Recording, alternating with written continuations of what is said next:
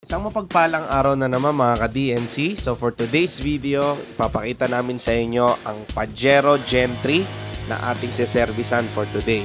So ang reklamo ni customer mahina na daw ang kanyang brake, kaya nagdesisyon si Papi na palitan na ang kanyang brake master cylinder.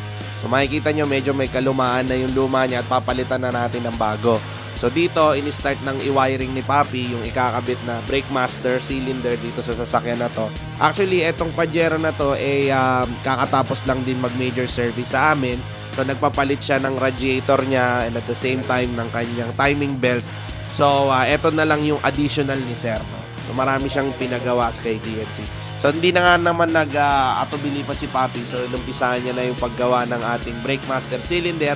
In-install niya ito ng maayos, katulong si Arman, at dito bumomba-bomba para ma-bleed ng maayos. At dito ipapakita rin namin sa inyo na bago rin yung mga kinabit namin pyesa. Yan, makikita niyo yung radiator. Kaya sa mga nakaka-experience na mahina ang brake, wag na kayong magtumpik-tumpik pa. Huwag kayong magtipid lalo na sa mga buhay nyo dahil ang brake ay isang buhay ng tao na gumagamit ng sasakyan. So again guys, maraming salamat sa tiwala. Magkita-kita tayo for the next video. Ciao!